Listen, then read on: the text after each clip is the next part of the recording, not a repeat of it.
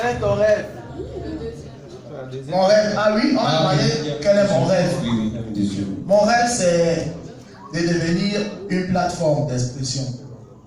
Il y a beaucoup qui ont regardé les 2 dernières vidéos que j'ai postées sur ma chaîne YouTube, notamment Pays 1 et Pays le retour. J'ai la petite fille qui joue le rôle principal. C'est une fille que je suis depuis presque 3 ans déjà. Elle récitait, elle faisait des petits sketchs et tout. C'est la fille d'un ami qui lui aussi est un acteur de théâtre. Et j'ai observé cette petite fille depuis longtemps. Je me suis dit, voilà, je vais concevoir un truc pour qu'elle puisse jouer. Essayer de me mettre en retrait. Donc du coup, c'est comme ça que je vois mon équipe, on crée dans le concept de Pays Sœur. Pays Sœur, et puis je contacte la petite fille qui vient. Je lui explique 2-3 trucs pour qu'elle puisse entrer dans la peau du personnage. Et tant bien que mal, elle a réussi à gérer. Elle a géré d'une manière extraordinaire. Aujourd'hui, c'est une superstar, elle passionne bien sur la vidéo. Et je suis fier. Mon rêve, c'est en fait de donner la chance que moi, on ne m'a pas donnée. Moi, je suis arrivé dans les endroits où je demandais le micro, on m'arrête. Je suis arrivé, j'ai beaucoup de grands frères dans le métier qui aujourd'hui sont mes collègues, à qui j'ai demandé la permission de jouer sur leur plateau. Avant même qu'on commence à allumer les caméras, ils ont refusé. Moi, aujourd'hui, ce sont les mêmes qui organisent des spectacles, qui m'invitent. Petit frère, il veut venir me soutenir. Il vient me soutenir. Moi, je ne voudrais pas être ce type de personne. Non. Je voudrais être ce type de personne quand quelqu'un vient vers moi. J'ai un concept de la brigade anti-stress. La brigade anti-stress, c'est une plateforme pour moi de donner un peu de la lumière que j'ai. Parce qu'aujourd'hui, je suis suivi par plus de 100 000 personnes. C'est une grâce, c'est même pas parce que je suis plus fort, c'est que Dieu a choisi ça. Donc maintenant, si la lumière que j'ai, je la garde pour moi, ce serait égoïste. Parce que l'important pour l'enfant de Dieu qui est porteur de lumière, c'est d'aller partout où il y a les ténèbres, de véhiculer la lumière pour que la vérité soit. Donc moi, mon rêve, c'est ça, être moustique, charismatique, par qui beaucoup de talents passeront. Moi, l'important pour moi, c'est pas qu'on me reconnaisse, mais il y a beaucoup qui reconnaissent déjà. Il y a une slameuse qui s'appelle l'idole. Je ne sais pas si certains parmi vous la connaissent. Je suis celui qui oriente l'idole dans le slam. Je suis celui qui écrit ses premiers textes de slam. Moi, je le faisais comme ça et puis j'étais hyper ému qu'elle le reconnaisse à la télé, c'était sur Vox Africa. Elle a raconté toute l'histoire, j'ai presque eu des larmes aux yeux. C'est magique, magique, magique. Tout bien fait ne se perd pas. Ça peut ne pas revenir de manière directe, mais direct, ça revient. Moi, tout je vis beaucoup de grâce, beaucoup de bonté, des bienfaits que mon pâté a aux gens. Moi, mon petit frère, il est ingénieur en travaux publics. Lui, c'est mon frère, le fils d'une gars qui ne touche même pas 100 pour le salaire. Tu as écouté dans les bibliques écoles, le cadre de l'église stage. Voilà, c'est un 4K2. Un 4K2, tu comprends dans la life, quand tu réussis à gérer propre, tu gères propre. Donc, mon rêve, c'est ça en fait. Permettre aux jeunes de rêver, permettre aux gars de croire, dire aux gars que voilà, tout dépend de nous. Tout dépend de nous, tout dépend des personnes. À part God. Toutes les armes pour lui sont entre tes mains. Utilise ça mot et puis voilà. Donc moi, mon rêve, c'est de porter ces messages-là, ce type de cérémonie qu'on fait. Moi, c'est ça mon rêve.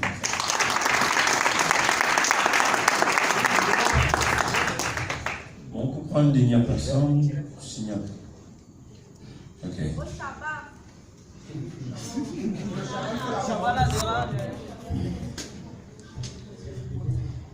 Bonsoir tout le monde. Bonsoir mon frère. Bonsoir Moustique. Salut brother. Je m'appelle Blaise, j'encadre beaucoup de jeunes. Yo Blaise. Et je veux te dire merci pour tous les efforts que tu as fait jusqu'à présent. J'ai une question. Lorsque tu incarnes le président, le fameux cri des pygmées que tu répètes, qu'est-ce qu'il veut dire? Quelle est la signification? Et deuxièmement, pourquoi tu as léché les pygmées? Parce que quand je l'ai écouté, j'ai cru que tu étais pygmée. Tu apprends que tu es bantou. Tu t'es envoyé au champ. En fait, les pygmées, c'est une grosse identité culturelle de chez nous. Une grosse identité culturelle. Et j'ai rencontré les artistes qui conçuent le Baka Bantou.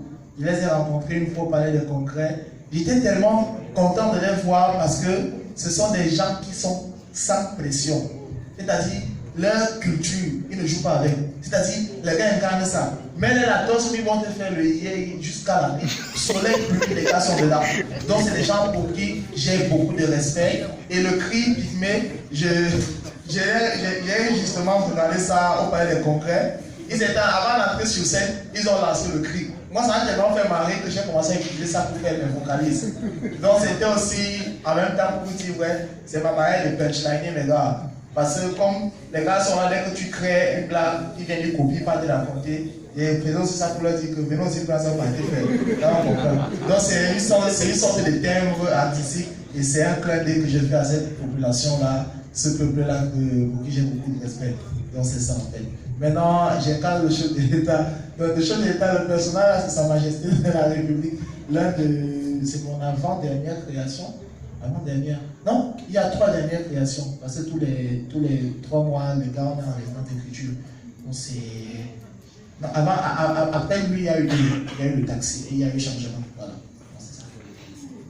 Ok. Bonsoir Moustique. Bonsoir mon frère. Moi c'est David, graphiste à Projet Jeune. Yo bro, respect. Il y a de cela pratiquement 9 ans. J'ai vu Moustique le charismatique derrière des statuettes. Oui. J'ai vu Moustique le charismatique, mais soit avec des gros pantalons courir derrière les paliers, tout ça. Yes. Aujourd'hui, Moustique a grimpé. On se pose des questions, le talent, la côte dans un système tchaka. Yes. Parce que aujourd'hui, on se rend bien compte que Moustique est au-delà de ce qui était avant. Oui. La question que moi j'aimerais poser, c'est que, grand frère d'homme, tu sais, Yes. tu as parlé tout à l'heure des gars qui tiennent notre rêve entre leurs bras. Yes. Oui. Est-ce que tu conseilles à la jeunesse d'aujourd'hui que la voie Facebook, YouTube, Instagram, c'est le chemin pour pouvoir trouver son étoile? Parce qu'on ne sait pas, ces gars-là qui se vendent des producteurs, qui donnent les 5% au talent, alors que ceci est un travail d'esprit, nous le savons tous. Est-ce que la voie Facebook et les réseaux sociaux en général peut être le chemin par lequel on peut aussi trouver son étoile, ou alors il faut absolument attendre un jour qu'un homme de bonne foi arrive et nous dit voilà, je vais t'accompagner, je vais, on sait tous. C'était ça ma question. Et avant de jeter, je tiens également à te féliciter parce que j'ai vu avec les guignols, tout ça, c'était fantastique. Merci, merci. Cette question, c'est très important. Excusez-moi le mot de verre. Moi, je pense que lorsqu'on va George, il faudrait que ça vienne du sol pour pouvoir sortir. Moustique charismatique derrière les marionnettes. Pour la petite histoire, j'ai travaillé dans le projet Les Guignols. Guignols Actu qui a été diffusé sur la télé nationale, la CRTV. C'est un projet de Gabriel Koudou, très bon sculpteur et concepteur de ce programme-là. Et moi, j'étais derrière, j'étais marionnettiste. Je bougeais les marionnettes. Et j'avais aussi réussi à avoir la place de rédacteur en chef et directeur artistique.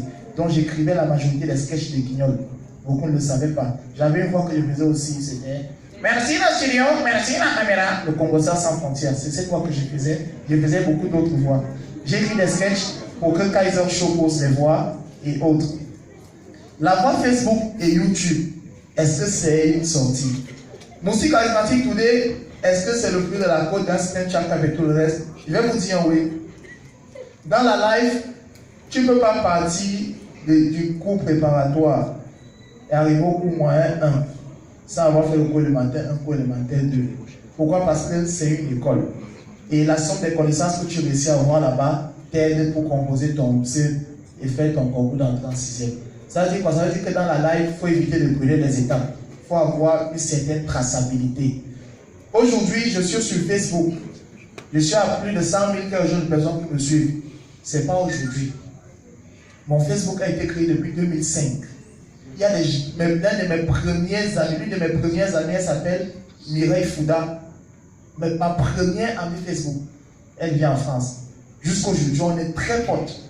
Et elle est très fière parce qu'elle connaît l'histoire. La majorité des Camerounais connaissent comment ça a vécu. Ils m'ont vu à Nelly. Ils m'ont vu à Vendredi Show. On m'a vu partout où je suis passé là. Donc du coup, Moustique charismatique aujourd'hui, c'est peut-être l'artiste que tout le monde aime, c'est peut-être la star, mais c'est d'abord le frère de tout le monde, parce qu'il nous commence à piquer. Et c'est parce que ça a piqué que toute cette force positive là tout ce soutien-là, lorsque c'est mis ensemble, ça me met haut où je suis. Parce que maintenant, je suis sûr que si elle dit que je suis leader de parti politique, il va avoir des adhérents. Il va avoir des adhérents. Mais maintenant, quand tu vas au combat, il faut savoir use on les armes que tu mets, on les armes que tu as pour savoir les disposer, les utiliser.